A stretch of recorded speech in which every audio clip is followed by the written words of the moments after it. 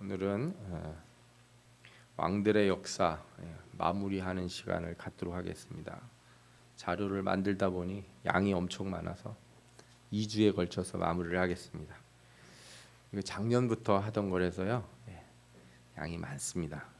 그래서 북이스라엘 먼저 하고 남유다 먼저 하고 그렇게 마치고 그 다음에는 다시 우리 에스라 느헤미야로 돌아가서 또 말씀을 살펴보도록 하겠습니다. 남유다하고 북이스라엘이 분열하기 전에 먼저 통일 왕국이 있었죠. 솔로몬 시대까지 있었던 왕국을 잠시 살펴보도록 하겠습니다. 통일 왕국 시대 그러면 이제 사울, 다윗, 솔로몬으로 이렇게 이어지는 시대죠. 사울을 첫 왕으로 잘 안 봅니다. 왕이었지만 원래 왕조가 바뀌면은 이제 바뀌었다 이렇게 우리가 북이스라엘 할 때 많이 보지 않았습니까? 그러나 그렇게 안 하고 그냥 다윗부터 왕조가 시작되었다 이렇게 봅니다. 그래서 우리가 솔로몬 시대 때부터 살펴봤는데 다윗이 40년간 제위를 하고 솔로몬이 40년을 제위했다 이렇게 알려져 있어요. 그리고 이 시대의 이제 역사적 배경을 살펴보시면요. 아직 철기 문명이 제대로 도래되지 않았을 때예요. 철기 문명이라고 그러면은 강철을 재련해 가지고 이렇게 물건들을 만들고 특히 병기를 칼로 이제 강철로 만들지 않습니까? 근데 이 시대는 아직 그렇게 철이 많은 시대가 아니었어요. 그래서 돌도 좀 석기도 좀 쓰고 청동기도 좀 쓰고 강철은 아주 극히 드문 몇 사람들, 왕이나 이런 사람들만 쓰는 무기였다 이렇게 생각하시면 돼요. 우리나라 시대로 따지면 고조선 시대니까, 그죠? 고조선 한참 때니까 꽤 아주 먼 시대죠. 그때쯤이라 보시면 돼요. 그래서 여기서 왕이나 뭐 왕궁 그러면은 우리가 왕궁 그러면 중세 시대 때 성 이런 거 있잖아요. 디즈니 영화 보면은 이렇게 뾰족한 탑 있고 벽돌 같은 거라 돌로다가 쭉 쌓아 올린 성 그런 거 많이 생각하시잖아요. 그런 성이라고 보기에는 좀 애매해요. 그렇게 높은 성 그런 상태는 아니에요. 그러니까 사실은 이제 고고학적으로 따지면 이 시대의 역사를 살펴볼 때 사람들이 우리가 생각하는 그런 왕조하고는 조금 다를 수도 있다 이런 생각을 하시는 분들도 있어요. 그러나 하나님께서 이제 뭐 여러 곳에 나라를 다투시고 그죠? 그러나 지금처럼 막 국경도 있고 막 그렇게 하는 건 아니지만 왕이 있고 각 지파들이 자기 땅에서 이렇게 다 살고 있지 않습니까? 그러나 이 다윗을 통해서 왕조를 만드시고 이스라엘이 하나 되게 하셨어요. 그리고 솔로몬이 이제 태어났는데 솔로몬은 사실은 이렇게 아내들 중에서 보면은 가장 마지막에 얻은 아내라고 할 수 있죠. 밧세바를 통해서 낳은 아들이에요. 그리고 그 아들 중에서도 또 끝이에요. 참 특이하다 이렇게 얘기할 수 있어요. 첫째나 이런 아들이 아니고 끝에 낳은 아들을 왕으로 삼았다 이렇게 볼 수 있죠. 그래서 솔로몬은 걱정을 많이 했던 것 같아요. 하나님 앞에 어떻게 하면은 내가 이 나라를 잘 다스릴 수 있을까? 하나님의 백성들을 어떻게 하면 잘 다스릴 수 있을까? 왕이 잘 다스린다는 건 다른 게 아니에요. 왕이 해야 되는 가장 큰 일 중에 하나는 재판하는 거예요. 여러분들 다윗 시대 바로 전 시대가 뭐였습니까?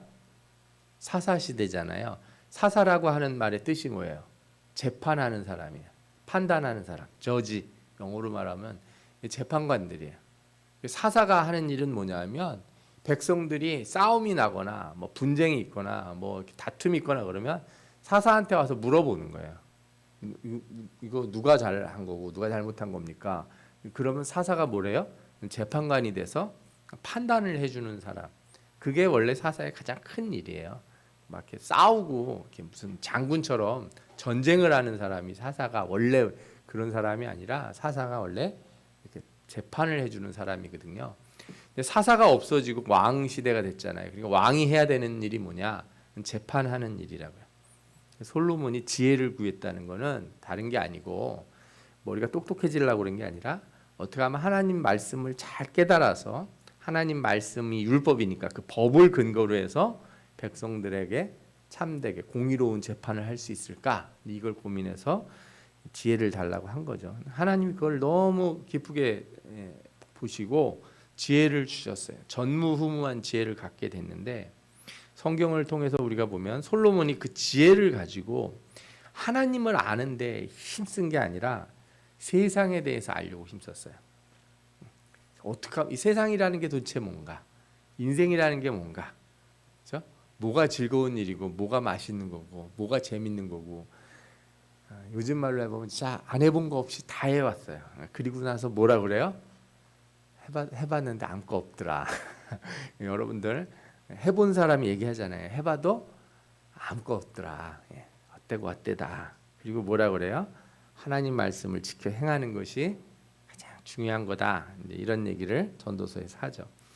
그런데 문제는 뭐냐면 그가 그렇게 깨달아도 이 세상에 있는 거 온갖 거를 하는 과정에서 우상의 물결들이 이 나라 안으로 들어오게 돼요. 여러 여자들하고 결혼을 하면서 다 정치적이고 뭐 동맹 관계를 맺느라고 했다 이렇게도 보는데 어쨌든 그 여자들이 와서 우상의 제단을 만들고 자신들의 신을 섬기면서 나라 안에 우상이 들어오기 시작한 거죠. 솔로몬은 본인이 알았어요. 아는 게 지혜가 아니라 지켜 행하는 것이 지혜라는 걸 알지만 사실은 아는 것밖에는 다 하지 못해요. 자기가 아는 것만큼 다 행하지를 못한 그런 왕이 돼버렸어요. 신명기 4장 6절을 보면 이렇게 나와 있어요. 너희는 지켜 행하라. 이것이 여러 민족 앞에서 너희의 지혜요 너희의 지식이니라. 행하는 게 뭐라고요? 너희의 지식이고 너희의 지혜다. 행하는 게 그러니까 머리로 아는 건 소용없고 내가 몸으로 할 때만이 그게 진짜 지혜와 지식이라는 거예요. 그죠? 그래서 사람들이 다 뭐라 그래요? 우리가 하는 걸 보고서 지혜와 지식이 있는 백성이다 이럴 거다 이렇게 말할 거라고 얘기한 거죠. 전도서 마지막 절에도 뭐라고 나와요? 결국 다 들었으니 하나님을 경외하고 그 명령들을 지킬지어다. 이것이 모든 사람의 본분이니라. 지켜서 행하는 게 이게 사람이 할 일이다. 이렇게 얘기를 해요. 솔로몬은 자기가 깨달았지만 일단 이 나라에 들어온 것들을 막지 못했어요. 하나님이 여러 번 경고를 주셨죠. 마음이 떠났을 때 일찍이 2번이나 그에게 명령하시고 다른 신을 따르지 말라. 여러분 다른 신을 따르지 말라 그러면은 어디 다른 신한테 가서 절을 한 것 그것만 말하는 게 아니에요. 그 신을 우상을 섬기면 뒤에 가서도 말씀드릴 텐데 우리가 잘 알죠. 우상을 섬긴다는 건 하나님 말씀을 안 지키는 거고 하나님 말씀을 안 지키면 이스라엘 나라의 법이 깨지는 거예요. 하나님 성경에 나와 있는 율법에 나와 있는 법이 안 지켜지는 거예요. 우상을 섬기면 그러면 사회 제도가 다 깨져요. 그게 이제 문제가 생기는 거거든요. 그래서 하나님께서 솔로몬에게 너 그렇게 안 하면 내 나라를 빼앗아서 신하에게 주리라 이렇게 말씀하셨다는 거예요. 그렇게 해서 이제 북이스라엘과 남유다가 나눠지죠. 북이스라엘 왕조의 계보가 있는데 이제 여러분들이 뭐 왕 이름을 다 못 외우셔도 돼요. 조그맣게 써 있긴 하지만 저 긴 반은 몇 년간 재위했느냐예요. 중간에 있는 선쯤이 20년 선이에요. 아래에 있는 선이 10년, 20년, 30년인데 30년을 넘긴 왕은 저 여로보암 2세죠. 예후 왕조의 거의 마지막 왕이라고 할 수 있는 여로보암 2세 때 그랬고 대부분의 왕들은 뭐 20년씩 하는데 20년 뒤에 저 짧게 한 왕들은 그 20년 정도 한 왕이 워낙에 엉망으로 나쁜 짓을 많이 해서 그 뒤 왕은 몇 년 하지도 못하고 대부분 2년 안에 다 망해요. 2년 뭐 제일 짧은 사람은 시물이죠. 7일 동안 왕하고 자살해 죽죠. 그리고 색깔이 바뀐 거 보시면 왕조가 여러 번 바뀌었다는 걸 알 수 있죠. 네. 툭 하면 바뀐 거예요. 이게 바로 이제 북이스라엘 왕조라고 할 수 있습니다. 중간에 그 오므리 왕조 때 오므리, 아합, 아하시아, 이제 요람 이렇게 가는데 성경에 보면 여호람하고 요람이라고 하는 이름을 같이 이렇게 쓰고 있어요. 특히 열왕기에 보면은 여호람과 요람을 같이 쓰는 바람에 더 헷갈려요.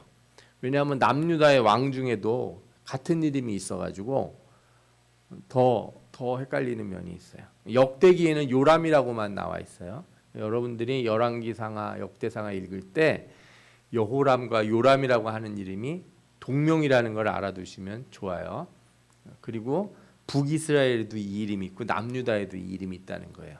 그래서 요 북이스라엘 왕들 이름 중에는 여호람과 요람이라고 하는 이름만 잘 기억을 해놓으시면 헷갈리지 않을 거고요. 요아스라고 하는 이름이 여호아스라고 이렇게 되어 있는 경우들이 가끔 있는데 이거는 우리 성경에는 그렇게는 안 되어 있고 일부 역본에 이렇게 되는 경우가 있어요. 참고로 알아두시면 좋겠습니다. 자, 그래서 이제 첫 번째 그죠? 솔로몬 다음에 르호보암, 그다음에 여로보암으로 갈라지잖아요. 근데 여로보암 이야기의 가장 핵심은 뭐냐면 여로보암의 죄라고 하는 거예요. 성경에 보면 여러 차례 나와요. 여로보암의 죄. 모든 왕들이 누굴 따라 한다 그래요? 여로보암의 죄에서 벗어나지 못했다. 여로보암의 죄가 뭐냐? 여로보암의 죄는 다른 게 아니라 하나님이 여로보암을 왕으로 세워줬는데 북이스라엘 지역, 그러니까 열 지파를 떼어서 왕이 됐어요. 주로 이제 에이브라임 지파가 가장 중심이 되는 지파죠. 그런데 자기 백성들이 절기 때 어디로 갈까봐? 예루살렘에 갈까봐. 거기 가가지고 남유다 왕을 보니까 저 남유다가 훨씬 좋더라. 그래서 백성들이 자기를 버리고 갈까봐 어떻게 해요? 베델과 단에 제단을 만들고 거기다가 금송아지로다가 우상을 만들고 또 제사장들도 새로 뽑아요. 레위 지파가 아니라 그냥 아무나 시키는 거예요. 자격 없는 사람들. 네. 너 제사장 하고 싶어? 너 제사장해. 그렇게. 그리고 절기도 지멋대로 바꿔요. 유월절을 지키는 게 아니라 그냥 이상한 절기 만들어서. 네. 이렇게 한 게 바로 뭐예요? 여로보암의 죄. 여로보암의 죄를 한마디로 말하면 하나님이 내게 무엇을 주셨는데 나에게 무엇인가를 주셨는데 그거 안 뺏기려고 그거 누가 뺏어갈까봐 어떻게 하는 거예요? 하나님을 버리는 거예요. 내 마음대로 사는 거. 내 방법을 어떻게 지켜볼까? 여러분 사람이 그렇게 어리석어요. 여러분들의 생명을 누가 주셨습니까? 하나님이 주셨잖아요. 그죠? 그럼 생명을 다스리시는 분은 하나님이면 뭐 문제가 있으면 누구한테 기도해야 돼요? 하나님 앞에 기도해야죠. 여러분들의 재산을 누가 주셨어요? 하나님이 주셨어요. 그러면은 삶에 문제가 생기면 누구에게 기도해야 돼요? 하나님 앞에 기도해야죠. 세상의 지혜는 누구의 것이에요? 하나님의 것. 하나님을 경외하는 것이 지혜의 근본이고 지식의 근본이잖아요. 그러면 지혜가 모자라면 누구한테 기도해야 돼요? 하나님 앞에 기도해야죠. 그런데 다른 방법을 쓰기 시작한다. 그러면 그 사람은 여로보암의 죄를 따른다. 이렇게 평가할 수 있는 거예요. 하나님이 내게 주신 거를 하나님 앞에 물어보고 하나님 뜻에 맡기지 않고 내 방법을 찾기 시작하면 그때부터 망가지는 거거든요. 이게 이제 북이스라엘의 계속된 죄예요. 여로보암이 이렇게 하니까 다음 사람을 이제 새로 또 뽑아가지고 여로보암의 죄를 끝낼 수 있도록 하죠. 바하사라고 하는 사람을 뽑아서 왕을 시켰더니 어떻게 해요? 똑같이 여로보암의 죄를 따라한다는 거예요. 그래서 이 여로보암도 아들이 2년밖에 못하고 죽었는데 바하사 왕조도 그 아들 엘라가 왕이 된 지 2년 만에 시므리 반역에 의해서 살해를 당해요. 그리고 시므리는 반역으로 왕이 됐지만 7일 만에 불을 지르고 자살을 해버려요. 그리고 이 상황에서 북이스라엘에 되게 혼란의 시기가 옵니다. 그때 디분이라고 하는 사람과 오문이라고 하는 사람이 서로 왕을 하겠다고 이렇게 내전을 벌이고 있는 가운데 백성들이 누구를 왕으로 추대를 해요? 오므리를 추대를 해요. 오므리를 추대해서 오므리 왕조가 시작되는 거예요. 그러나 뭐 왕이 바뀌어도 그렇죠? 여로보암 이후로 왕조는 바뀌지만 여로보암의 죄를 따르는 것은 변하지 않아요. 저는 뭐라고 말하고 싶으냐면 왕조는 바뀌었지만 다 여로보암 왕조예요. 따지고 보면 그 죄의 왕조를 계속 반복한다는 거죠. 오므리 왕조의 가장 핵심되는 인물이 누구냐? 그러면은 아합 이렇게 생각하시면 돼요. 아합. 여러분들이 잘 아시죠? 열왕기상 보시면 뒷부분의 상당 부분은 다 누구 얘기예요? 아합 왕의 얘기예요. 거기서부터 이제 이 오므리 왕조 얘기가 거의 끝이 나가는데 이 오므리 아들 아합이 등장해서 22년간 다스렸어요. 북이스라엘 역사상 가장 악한 왕이었고 가장 악한 그 여자 이세벨을 아내로 삼았어요. 우상을 섬기고 사마리아에 바알 신전을 만들고 아세라상을 만들었죠. 그래서 이 가장 악한 시대에 위대한 선지자가 나오는데 참 아이러니한 거예요. 그러니까 악이 강하면 강할수록 하나님의 능력도 어떻게 돼요? 강한 거죠. 여기서 우리가 이제 구약에 나오는 가장 대표적인 우상 바알을 공부했습니다. 바알이라고 하는 말은 주라고 하는 뜻이에요. 주. 주. 그러니까 우리가 하나님 이렇게 부를 때요. 이스라엘 사람들은 여호와라고 하는 이름, 야훼라고 하는 이름을 부르지 않습니다. 그거는 불경스럽게 어떻게 하나님의 이름을 막 부르냐 이렇게 부르지 않고 하나님, 우리는 하나님이라고 부르는 그 이름을 불러요. 주라고 부르는 거예요. 그러니까 이건 보통 명사 같은 거예요. 주라고 하는 말은. 네. 그래서 이게 잘 보셔야 돼요. 읽다 보면은 이 주라고 하는 것이 하나님을 뜻하는 건지 자기 우상을 뜻하는 건지 이렇게 구분이 안 되게 말할 때가 있어요. 그리고 제사장들도 마찬가지예요. 이 사람들이 주를 섬기는 제사장이라고 나오는데 이 사람들이 하나님을 섬기는 제사장이 아니라 이방신을 섬기는 제사장도 똑같이 그렇게 표현이 될 때가 간혹 있어요. 이 사사 시대부터 사실 바알 숭배 풍습이 널리 퍼졌는데 이 바알 이 숭배 사상의 핵심은 뭐냐면 바알이 죽었다 부활할 때 비가 내린다는 전설이 있다는 거예요. 그래서 바알 숭배는 곧 비를 요구하는 거예요. 비가 내리기를 원하는 거. 왜냐? 이스라엘 땅은 비가 안 오면 아무것도 안 돼요. 그래서 우리가 한번 배웠죠? 날씨가 어떤지. 이스라엘은 겨울에 비가 오고 여름에는 비가 안 와요. 건기우기가 나눠져 있습니다. 그리고 여름에는 덥긴 한데 건조해가지고 뭐 이렇게 요즘 날씨가 요즘 유럽 날씨 같다고 그러거든요. 우리나라 날씨가 햇빛은 따가운데 그늘에 들어가면 시원하죠. 바람이 선선해서 유럽이 그래요. 이게 이제 건기 여름을 겪는 나라들 특징이에요. 대신에 겨울이 되면 비가 오는데 뭐 우리처럼 막 천둥 번개 치고 막 그렇게 오기도 하겠지만 그냥 매일 그냥 구질구질하게 와요. 추적추적거려요 비가. 미국의 시애틀 가면 거기가 그런 날씨거든요. 이런 비슷한 날씨예요. 그래서 미국 사람들 중에 이렇게 우산을 안 쓰고 후드티 아시죠? 이렇게 머리 뒤집어 쓰는 옷 입고 다니는 거. 이유가 있어요. 매일 우산을 들고 다녀야 되는 거예요. 비가 맨날 그런 식으로 오니까. 겨울은 그렇게 춥지는 않아요. 비는 많이 오는데. 근데 이게 비가 제때제때 와야 돼요. 겨울에 제때 와야 겨울에 보리 파종하는 것도 제대로 되는 거고 또 이 밀농사라든지 이 여름에 농작해야 되는 거 포도나무라든지 제때 비가 와야 돼. 비가 안 오면은 안 되는 거예요. 그런데 이 동네 우상을 섬기는 사람들은 어떻게 하냐면 바알한테 이렇게 빌면 된다 그러는데 바알한테 빌 때 하는 짓이 뭐냐면 음란함이에요. 그래서 이 신을 섬기러 가는 곳에 항상 이 몸을 파는 여자 남자들이 있습니다. 이 사람들이 제사장인 거예요. 남자와 여자가 다. 그래서 이 바알 숭배 사상이라는 게 이게 한번 들어가면은 이게 대단히 뭐라 그럴까요? 전염성이 강해요. 잘 못 빠져나오는 거예요, 사람들이. 그 쾌락 때문에. 그 야훼 신앙과 바알 숭배 사상은 이 비를 가지고 싸우는 거예요. 그래서 대표적인 싸움이 벌어지죠. 예. 엘리야가 전부 모여서 누가 하나님인지 우리 한번 해보자. 그죠? 그래서 갈멜산에서 불을 내리시는 하나님, 그리고 그 불을 내리신 하나님이 또 모두 내리세요? 비도 내리세요. 3년 반의 가뭄을 끝내지 않습니까? 그래서 보여주고 싶어하는 게 뭐예요? 하나님이 진짜 하나님이다. 여호와가 진짜 하나님이다. 비는 아무한테나 니들이 몸을 막 상하고 뭐 이상한 짓을 한다고 해서 바알이나 아세라가 비를 내리는 게 아니고 비는 누가 내리는 분이다? 하나님이 주관하는 거다. 이거를 보여주는 거예요. 그리고 비가 안 한다는 건 그럼 누가 징계하는 거예요? 하나님이 징계하는 것이다. 이것을 확실히 보여주는 거죠. 그럼에도 불구하고 아합과 이세벨은 바알과 아세라 우상을 섬기고 하나님 율법을 어겨서 백성들이 우상을 쫓도록 만들었고 선지자들을 죽이고 엘리야를 통해 하신 말씀을 듣지 않았어요. 나봇의 포도원을 뺏으려고 거짓으로 모함해서 나봇을 죽였죠. 여기도 중요한 사건이 있죠. 나봇의 포도원을 왕이 그냥 뺏은 게 문제가 아니고 원래 누구의 땅이든 왕이라고 할지라도 남의 땅을 가질 수가 없어요. 빌릴 수는 있어도. 왜?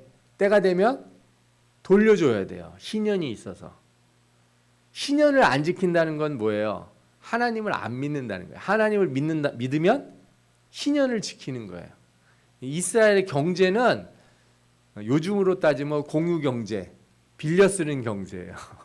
다 하나님 거야. 하나님이 다 이렇게 나눠준 거예요. 땅 주인은 원래 따로 있고 모든 사람들은 다 빌려 쓰는 거예요. 그래서 땅 주인이 팔질 않았기 때문에 너희들끼리 서로 주고받고 돈 받고 한 거는 인정할 수 없어. 때가 되면 어떻게 돼요? 다 돌려줘야 돼요. 이게 이스라엘 경제의 가장 중요한 건데 이걸 안 지키는 거예요. 나봇의 포도원을 뺏었다는 말이 바로 그런 의미가 있어요. 그리고 이 아합은 하나님이 치라고 하신 아합 왕을 살려줬잖아요. 그래서 하나님은 아합이 죽을 거다 이렇게 얘기를 하죠. 결국에 남유다와 연합군이 아람과 전쟁을 했지만 아합이 화살에 맞아 죽게 되죠. 그때 선지자가 거짓의 영을 보내서 선지자들 입에다가 다 이렇게 거짓말하게 해주겠다 한다 이런 미가 선지자가 이런 얘기를 다 가르쳐 줬는데도 끝까지 하나님을 시험하고 변장을 하고 나가다가 어떻게 해요? 죽게 되죠. 그러니까 죽을 사람은요 답을 가르쳐줘도 죽을 길을 가요. 참 어떻게 하면 좋아? 그거 아니라는 거 가르쳐주고 하나님이 너를 사람들을 보내서 거짓말하는 사람들이 네 주변에 있을 거야. 그 사람들 말 들으면 너 큰일 나. 그런데 끝까지 가서 이겨보려고 그러다가 죽죠. 그런 사람이 몇 명 나왔죠 성경에. 이렇게 해가지고 이제 아합이 죽게 되는데 아합 이 가문을 끝낸 사람은 누구냐면은 예후의 예후. 아합 이후에 이제 왕이 2명이 더 있는데 이 하나님이 예후를 왕으로 삼아요. 그래서 엘리사가 이제 기름을 붓죠. 정확히 말하면 이제 엘리사가 보낸 사환이 가서 기름 부어주고 열심히 도망가요. 그래서 백성들이 신하들이 이 예후를 왕으로 삼죠. 그래서 예후가 가가지고 유다 왕 아하시아가 이제 이스라엘 왕 요람과 함께 아람 왕 하사엘 잠깐만요. 그 엘리사에 의해서 기름을 부음 받은 뒤에 어떻게 되냐면 예후가 그 사람들을 다 죽여요. 왕들을 요람도 죽이고 또 남유다 왕 아하시아도 죽여요. 요람이 이 아람 왕과 싸우다가 다쳐가지고 병 때문에 이제 좀 쉬고 있는데 남유다 왕이 면회를 왔어요. 이 시점에 예후가 가서 요람을 죽이고 도망치는 누구도 죽여요. 그 남유다 왕도 죽여요. 그리고 이세벨과 아합의 아들 70명을 다 죽여요. 그리고 바알과 아세라 선지자들 다 한 군데 모아놓고서 내가 바알 선지자 섬기겠다 이렇게 거짓말을 치죠. 그런 다음에 다 불러놓은 다음에 어떻게 해요? 못 나가게 하고서 다 죽여버려요. 그래서 하나님이 예후에게 약속을 해요. 너 잘했다. 내가 하라는 대로 제대로 했다. 그런데 예후가 그렇게 신앙개혁을 계속 못하고 어떻게 합니까? 또 여로보암의 죄를 따라가죠. 그래서 4대밖에 못 가요. 그 예후와 함께 개혁을 했던 사람이 여호나답이죠. 이 사람이 같이 개혁을 하게 되는데 나중에 예후가 여로보암의 죄에서 벗어나지 못하는 걸 보고서 다시 이제 예후하고 손을 끊습니다. 그리고 여호나답은 자식들에게 맹세하라고 그래요. 절대로 이 땅에서 땅도 갖지 말고 집도 갖지 말고 살라고 하나님 나라를 바라보고 살라고 명령을 하죠. 그 이야기들이 예레미야 선지자에게 이제 전해져서 예레미야 서에 보면은 나오잖아요. 우리가 그것도 알 수 있어요. 그래서 예후의 짧은 개혁에서 불구하고 이스라엘이 변하지를 못하고 그냥 다시 옛날로 그냥 돌아가 버려요.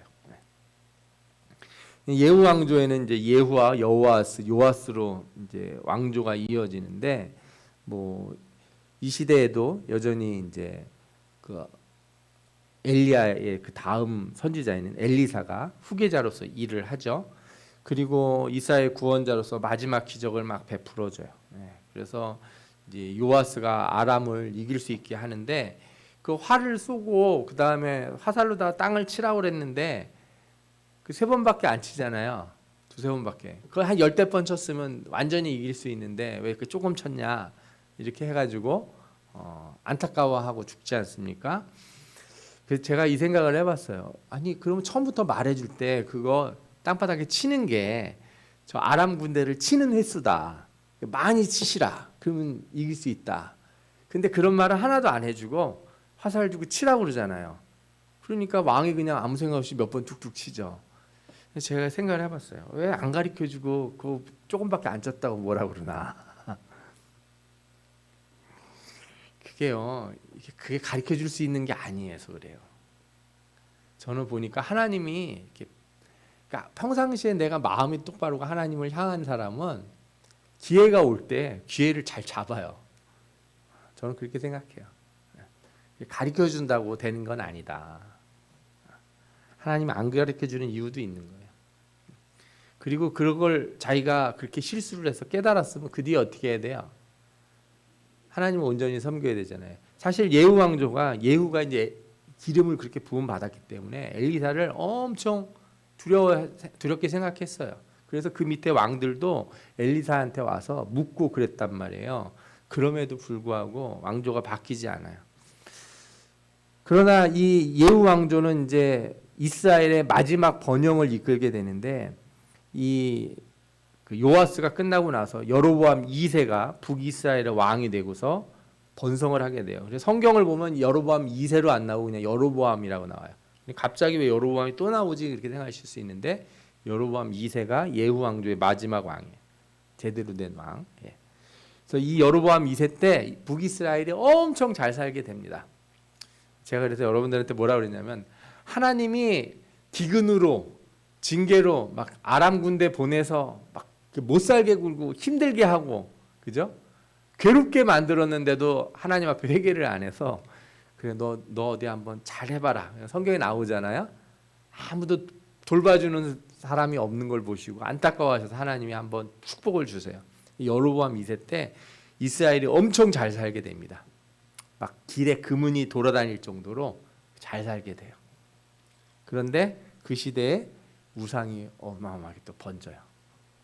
그리고 그 시대에 하나님이 잘 살게 해주면서 선지자들을 보내가지고 경고를 하죠. 마지막 경고예요. 우리가 아는 요나, 아모스, 호세아 이런 선지자들이 이 시대에 활동을 해요. 아시리아가 잠시 힘을 잃었을 때 북이스라엘이 얼마나 잘 나갔는지 몰라요. 그러나 점점 교만해지고 세상의 길을 따라가게 되죠. 그리고 나서 이제 마지막 불꽃을 반짝한 뒤에 북이스라엘이 가라앉게 됩니다. 그래서 여로보암 왕조가 이제 여로보암 2세 끝나고 여기 예후 왕조 있죠. 예후 왕조. 여로보암 2명, 바하사 2명, 여기 이제 7일짜리 하나 빼고요. 오므리 4명, 예후 왕조 4명인데 마지막 왕은 또 조금 하다 죽었잖아요. 마지막 왕들 5왕이 나오는데 여기는 왕조라고도 할 수 없어요. 이때부터는 왕위가 바뀌는 게 그냥 다 반역이에요. 물론 딴 데도 다 반역으로 바뀌고 그랬지만 툭하면 앞에 왕 죽이고 새로 왕 들어오고 앞에 왕 죽이고 새로 왕 들어오고 이런 시대가 이때부터 열려요. 북이스라엘이 이때 끝이 나기 시작해. 이때부터 예후 왕조의 끝이 이제 스가랴인데 6개월 동안 왕하다가 죽어요. 그래서 사실은 뭐 거의 왕이라고도 말할 수도 없을 정도죠. 그래서 하나님 말씀하신 대로 4대 동안 왕위가 있으리라 하신 것처럼 이렇게 되게 되죠. 그리고 그 다음에 살룸이 왕이 되는데 한 달 동안 왕을 해요.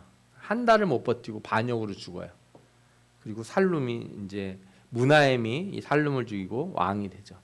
그 무나엠이 왕이 돼서 그럼 잘했냐? 아니에요. 얼마나 많은 악을 행했는지 몰라요. 살룸을 죽일 때 이렇게 성을 포위를 하고 뭐 그러면서 많은 사람들을 죽었어요. 얼마나 악을 행했냐면 성경에도 나오죠. 아이벤 부녀를 갈랐다 그런 말이 나올 정도로 잔인하기가 그지없는 짓을 했어요. 그리고 아수르가 침입했을 때 무나엠이 부자들의 돈을 빼앗아서 아수르에게 줬고 침입을 막은 적이 있어요. 잠시 동안 땜빵을 한 거죠. 그러나 무나엠의 아들 부가히야가 왕이 됐는데 2년 만에 또 끝나게 되죠. 장관이었던 베가가 반역을 해서 왕을 죽이고 자기가 왕이 돼버립니다. 그리고 베가가 한 11년간 왕을 해요. 20년을 하네요. 20년을 하고 왕이 됐는데 악을 행하고 여로보암의 죄에서 떠나지 않아요. 그래서 아수르의 침입으로 땅을 잃고 백성이 포로로 잡혀가기 시작을 해요. 그때 호세아가 반역을 해서 다시 베가를 죽이고 왕이 됩니다. 하여튼 그래서 이 뒤 마무리는 사실은 뭐 왕 얘기를 할 게 없는 게 앞에 왕 죽이고 왕이 됐는데 어려운 일이 생기고 그죠? 하나님을 따르지 않고 아수르가 침입해서 공격하고 또 다른 사람이 왕을 죽이고 왕이 되는 그런 악순환이 반복이 되는 거죠. 그리고 마지막 왕 호세아가 이제 등장하게 되는데 호세아가 북이스라엘 왕이 된 뒤에 이 당시가 아수르가 세상에서 가장 강력한 제국으로 성장해요. 그래서 주변에 있는 나라들이 다 망합니다. 아람도 이미 멸망을 하고 다 그래요. 아수르가 침략을 해요. 처음에는 조공을 바치는데 이 북이스라엘이 누구한테 붙으려고 그러냐면 애굽한테 붙으려고 그래요. 여러분들이 요 지점을 잘 생각해 보시면 돼요. 그래서 남유다도 나중에 아수르 편을 들려고 하는 유다가 있었잖아요. 아수르 편을 들려고 하는 애굽이 있는데 애굽 왕 느고가 이렇게 올라가려고 할 때 막지 않습니까? 아수르가 자기를 괴롭혔으니까 애굽을 막아요. 그러니까 북이스라엘이나 남유다나 이 시대는 아수르하고 애굽 사이에서 이렇게 줄타기를 하는 거예요. 누구 편을 들면 우리가 오래 살 수 있을까? 북이스라엘이 애굽 편을 들려고 하다가 아수르한테 이제 완전히 멸망당하게 되죠. 아수르가 3년간 사마리아를 포위를 해요. 그리고 이스라엘을 완전히 멸망시키고 사람들을 아수르 잡아가고 다른 이방인들을 사마리아로 이주를 시킵니다. 그래서 아수르의 정책이 뭐냐면 모든 민족을 하나가 되게 만드는 거예요. 다 뒤섞어서. 이쪽 동네 사는 사람은 일로, 이쪽 동네 사는 사람은 일로. 요즘 생각해보면 어떻게 보면 좋은 거다 뭐 이렇게 생각할 수도 있을지도 모르겠어요. 그죠? 예. 우리나라도 지역 무슨 감정 뭐 이런 게 있는데 이런 거 없도록 다 섞어버리는 거니까. 그런데 이게 뭐 세상 정치는 그럴지 모르겠는데 하나님의 백성들을 이방에다가 갖다 놓고 이방 사람들을 사마리아 살게 하니까 그때 사마리아 와가지고 어떻게 해요? 이스라엘 백성들하고 같이 결혼하고 사는 거예요. 그래서 뭐가 생겨나기 시작하냐? 혼혈이 생겨나기 시작해요. 그래서 우리 신약에 나오면은 사마리아로 유대인들이 안 가려고 하는 이유가 이때부터 생기는 거죠. 그리고 이방인들이 와서 자기들 신들을 막 섬겨요. 그러다가 이 땅에 어려운 일이 막 생깁니다. 그래가지고 아수르의 보고가 들어가요. 자기네 신을 막 섬기다가 이 땅에 재앙이 막 밀치니까. 그래서 아수르 왕이 뭐라 그래요? 제사장들을 보내가지고 하나님 섬기는 거를 가리키도록 해요. 그 땅에는 하나님을 믿어야 되는 땅이다. 제가 여러 번 말씀드리지만 지역신 개념이 있거든요. 그 동네는 누가 제일 센 신이에요? 하나님이 제일 센 신이다. 이런 생각들을 이방인들이 했다는 거예요. 그렇게 해가지고 이렇게 하나님을 섬기는데 사람들이 하나님만 섬긴 게 아니라 같이 섬기는 거예요. 그래? 이 동네는 하나님도 섬겨야 된대. 그래서 내가 가져온 것도 여기다 놓고 하나님도 또 섬기고 이러는 아주 혼합주의가 이때부터 형성이 된 거죠. 이 북이스라엘이 그렇게 해서 끝이 납니다. 우리가 잘 아는 사마리아 지역의 혼혈주의가 생겨난 것도 그렇고요. 그리고 남아있는 사람들 중에 그래도 하나님을 잘 섬기려고 하는 사람들은 남쪽으로 다 내려와서 흡수가 됐을 거라고 저는 보고 있어요. 왜냐하면 패망 후에 히스기야 때, 요시야 때 절기를 지키면서 히스기야 때도 편지를 보내가지고 므낫세 지역, 에브라임 지역에 있는 사람들 있잖아요. 북이스라엘에 있는 사람들한테 편지를 보내서 절기를 지키라고 다 오라 그래요. 그 다음에 제대로 된 제사장들, 레위 지파 제사장들은 어떻게 해요? 북이스라엘 망할 때 다 남유다로 내려가요. 그리고 이제 이 뒤로부터는 이스라엘 사람들을 대표하는 이름이 뭐가 되냐면 유대인이 돼요. 유다 지파 사람들. 성경을 신약 성경을 보면요, 나는 에브라임 지파다, 나는 므낫세 지파다 하는 사람을 본 적이 없어요. 성경에 신약 성경에 가면은 지파가는 2개밖에 안 나와요. 유다 지파하고 베냐민 지파. 그러니까 난 유대인이다 그렇게 말하면서 난 유대인이면서 베냐민 지파다 이렇게 얘기를 해요. 바울이. 그죠? 그2 지파만 살아남은 거예요. 정통성이 있다 이거예요. 나머지 지파들은 다 혼혈이 돼서 사실은 뭐 없다. 막 이렇게 이제 거의 보게 되는 거죠. 그리고 이제 레위 지파들이 있는데 그들은 제사장으로 밑에서 계속해서 일을 하게 되죠. 성전에서. 그래서 그 레위 지파 계열의 그 권력자들을 누구라고 불러요? 사두개인들. 사두개인들이 그 레위 지파.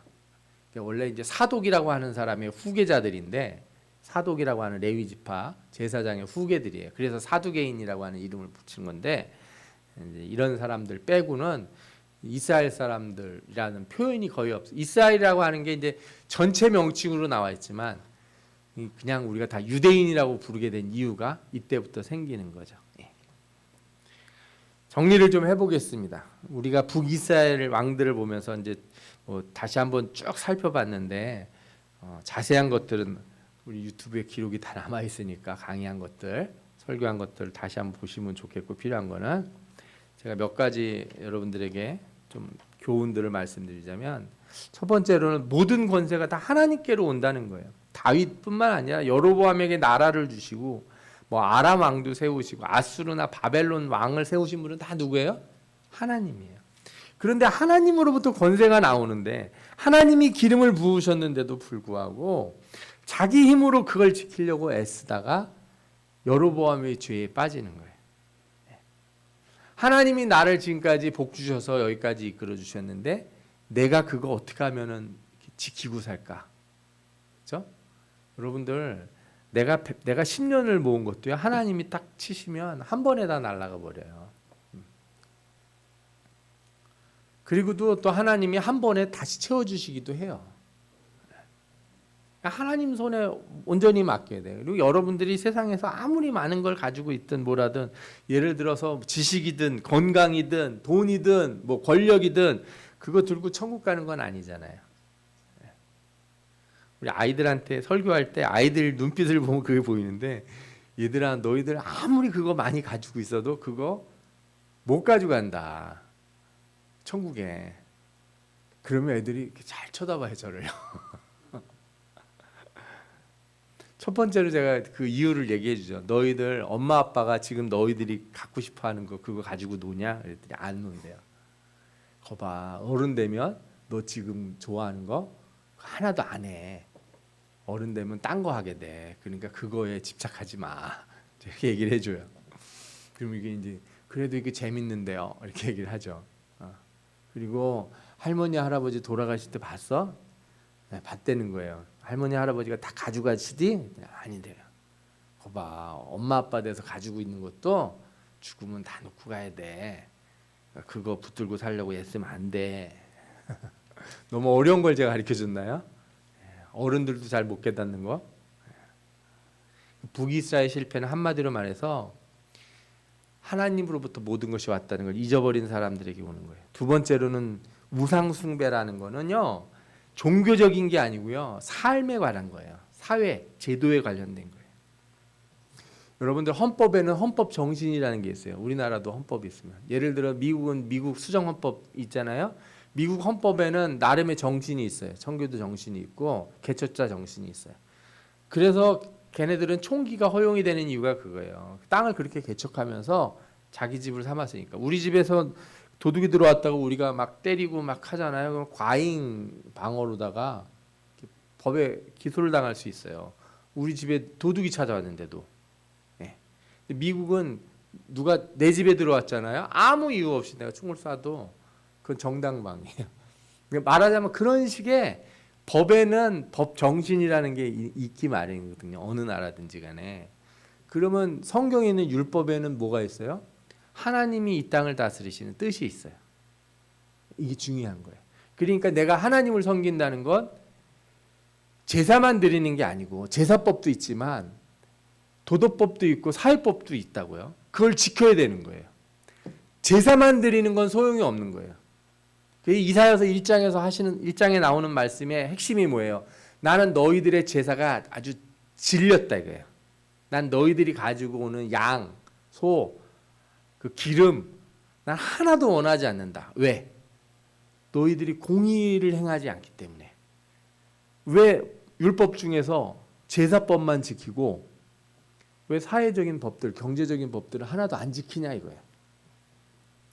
그러니까 우상 숭배라고 하는 건 그런 거예요. 아까 말씀드린 것처럼 희년을 지켜야 되는 거고 고아와 가난한 자들을 돌봐야 되는 것이고 내가 풍성한 열매를 얻으면 어떻게 돼요? 나눠줘야 되는 것이고 이런 것들이라고요. 그리고 가난한 자들은 어떻게 해야 돼요? 힘써서 열심히 일을 해야 되는 거고 그 자기가 빚을 지면 가서 또 해야 되는 일들이 다 있다고요. 이게 그냥 무조건적으로 한쪽에서만 주게 돼 있는 게 아니라 모든 사람이 하나님의 법에 맞춰서 살아가도록 되어 있는 거거든요. 그래서 이 율법을 따라서 살면은 절대 빈부격차가 벌어지지 않게 돼 있어요. 이렇게 부익부 빈익빈 있잖아요. 사회 양극화 이게 안 일어나게 돼 있는 법이에요. 사회주의 제도가 거의 유사해요. 이게 하나님이 다스리시는 법이라서. 근데 그거를 거부하는 거예요. 내가 더 많이 갖고 싶고 내가 영원히 갖고 싶은 거예요. 내 자녀들한테 물려주고 싶고. 그러다 보니까 우상이 훨씬 좋은 거죠. 우상을 섬기면 내가 법을 안 따라도 되니. 그래서 우상 숭배가 가져온 그것은 뭐라 그럴까요? 종교적인 것만 있는 게 아니에요. 그리고 우상을 섬기면 가정부터가 깨져요. 아까 바알 신앙 보시면 아시다시피 그런 문제들이 있고 경제적인 게 깨지고 그래서 나라가 망하게 되는 거예요. 이게 북이스라엘의 가장 큰 문제였다 이렇게 말씀드릴 수 있어요. 또 세 번째로 제가 여러분들에게 정리해서 말씀드리고 싶은 건 이거예요. 아합의 시대 때 3년 반씩 가뭄 오고 어려운 일 있고 막 나라가 침입을 하고 다른 나라가 공격을 받고 또 반대로 여로보암 2세 때처럼 번영을 하는 시대 어떤 시대가 있었지만 다 그 시대마다 하나님이 어떻게 해요? 기회를 주고 계세요. 아합의 시대에는 엘리사 같은 사람들이 있어서 하나님 말씀을 증거했어요. 여로보암 2세 때는 요나나 아모스 같은 선지자들이 있었어요. 하나님은 계속해서 돌이키라고 얘기하는데 기근과 환란이 와도 듣지 않고 번영의 시기가 와도 하나님을 잊으면 어떻게 되겠어요? 방법이 없어요. 정말 이 북이스라엘이 기회를 놓친 게 여기 있어요. 그래서 이 하나님에 대한 참된 지식을 선지자들이 강조했다는 걸 생각해 보실 필요가 있어요. 여러분들이 보시면 뭘 알 수 있냐면 엘리사 시대 이후로는요 선지자들이 기적을 거의 행하지 않아요. 이사야 선지자, 예레미야 선지자가 기적을 행했다는 거, 큰 기적을 행했다, 이적을 행했다는 거 보셨어요? 죽은 사람을 살렸거나 뭐 병을 고쳤다거나 이런 거 거의 안 나오죠. 엘리사 때를 거의 끝이 나잖아요. 이적이라는 건 왜 보여주는 거냐면요, 하나님이 살아계신 하나님에 대한 경험을 하도록 보여주는 거예요. 경험할 수 있도록. 그게 뭐냐? 그게 지식이에요. 하나님에 대한 참된 지식. 그런데 그 뒤로 가면 갈수록 어떻게 되냐면은 그렇게 안 하시고 말씀으로 하세요. 말씀. 기록된 말씀들, 성경. 그 이사야, 예레미야 시대가 되면은 어떻게 돼요? 성경을 보게 돼요. 그래서 히스기야 때 그 뒤에 또 요아스 때인가요? 이렇게 다 성전을 이렇게 수리하고 그러면 뭐가 나와요? 성경이 나오잖아요. 하나님 말씀이 이미 주어져 있다는 거예요. 그렇게 기적으로 안 보여주세요. 이제 말씀이 있으니까 이걸 알 수 있어요. 이걸로 거의 기적을 잘 베풀지 않으시는 거예요. 엘리야와 엘리사를 통해서 기적을 보여주는 거는요, 이스라엘 백성들의 하나님에 대한 경험, 그 애굽에서부터 나왔을 때 그 경험들 있잖아요. 그걸 깨워주는 거예요. 그걸 일깨워주는 거예요. 그런데 그렇게 일깨워줘도 하나님에 대한 지식을 잃어버리게 되면 어떻게 되냐? 그러면 그 백성은 망하게 되는 거죠. 여러분들이 그래서 신앙생활 하다가 얻은 경험들 있죠? 응답받은 경험들, 은혜 체험한 경험들. 꼭 뭐 기도원에 가서 뭐 기도하고 불 받아서 방언 터지고 그럴 때만 경험이 아니라 예배 시간에 말씀을 듣다가 마음에 찔리고 와닿고 저녁에 기도하다가 눈물이 막 나고 하나님 앞에 간절한 마음이 나와서 뜨겁게 기도하던 때가 있으면 그거를 귀하게 여기고 붙들고 계셔야 돼요. 그걸 너무 쉽게 버리는 분들이 많아요. 너무 쉽게 버려서 분명히 지난주에 설교 들으면서 은혜를 받았는데 지난주 설교 뭐였어요? 기억을 못해요. 아니 지난주 설교 뭐 잊어버릴 수 있는데 내 인생에 나를 변화시킨 설교가 무엇이 있었습니까? 이렇게 물어보면 여러분들은 어디가 대답을 했으면 좋겠어요. 저는 제 인생을 변화시킨 설교가 이러이러한 설교가 있었습니다. 제가 어릴 때. 근데 그게 하나 두 개면 좀 너무 그렇죠. 내가 예수를 몇 년을 믿었는데 그죠? 내가 기억나는 설교가 한 두 개밖에 없다 그러면 그렇잖아요. 그동안 계속 예배 시간마다 잔 건 아니잖아. 좋은 건. 그 귀하게 여기고 잊어버리지 않으려고 애를 써야 되는 거예요. 하나님의 말씀, 그 지식, 그 경험을 잃어버리지 않으려고. 그걸 잃어버리지 않게 하나님이 명령하신 게 소위 뭐예요? 절기. 유월절 왜 지키라고 그래요? 하나님이 베푸신 기적을 어떻게 하라고요? 기억하라고. 애굽을 쳐서 장자들을 치고 너희들 홍해를 건너서 가게 했던 그거를 어떻게 하라고요? 기억하라고. 너희들 애굽에서 나온 사람들이다. 하나님이 그때 이런 일을 하셨다. 그래서 자녀들이 왜 이런 거 합니까? 왜 이런 거 먹어야 됩니까? 그러면 자녀들한테 그걸 가르치라고 그걸 주신 거예요. 절기라는 게. 아멘? 네. 그거를 잃어버리시면 안 돼요. 그래서 신앙의 경험을 왜 이렇게 가볍게 여겨요? 이 하나님과의 만남, 인격적인 경험들이잖아요. 내 인생에 있어서 하나님이 날 도우셨다는 거. 이게 사라지는 순간 나는 망해가는 사람이 되는 거예요. 아모스가 뭐라 그래요? 양식이 없어 주림이 아니며 물이 없어 가람이 아니요 여호와의 말씀을 듣지 못한 기갈이라. 사람이 이 바다에서 저 바다까지 북쪽에서 동쪽까지 비틀거리며 여호와의 말씀을 구하려고 돌아다녀도 얻지 못하리니. 진짜 무서운 시대는 뭐예요? 하나님 말씀을 못 듣는 시대야. 하나님 말씀을 이렇게 인터넷만 들어가도 언제든지 들을 수 있는 시대인데 안 들려. 왠지 모르지만 마음이 강팍해져서 안 들려. 이 목사님 설교도 한번 들어보고 저 목사님 설교도 한번 들어보고 잘한다는 목사님 설교도 들어보고 여러분들이 무슨 쇼뮬리에도 아니고 그죠? 무슨 그 백종원 씨 같이 음식 맛보면서 맛있다 맛없다 얘기하는 분들이 아니잖아요. 말씀대로 살아보지도 못하면서 어느 말씀이 좋다 어느 말씀이 그렇다 그건 좀 너무하지 않아요? 저도 예전에 교만했을 때가 있어서 하나님 앞에 참 회개하는데 그러면 안 돼요. 목사님의 설교가 아니더라도 내가 그냥 말씀만 읽어도 이게 와닿아야 되거든요.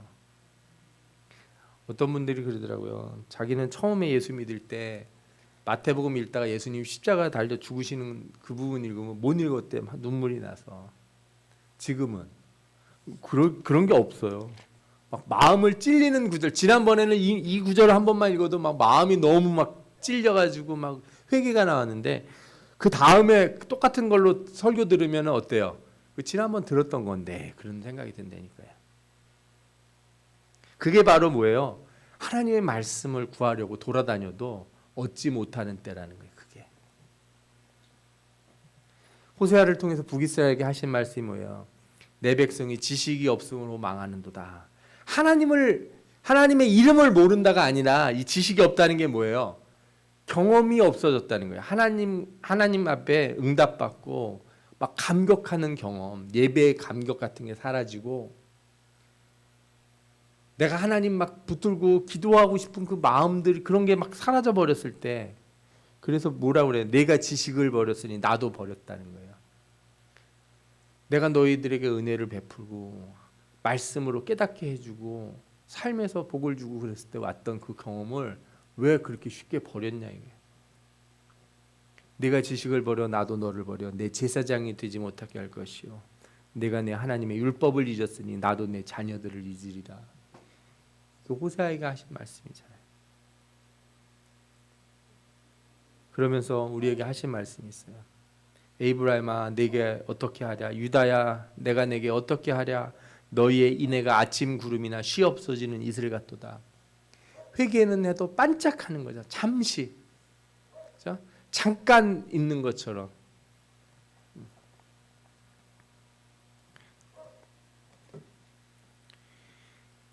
우리가 그래서 이렇게 기도가 잘 될 때요, 여러분들. 우리 처치 기도야 그러잖아요.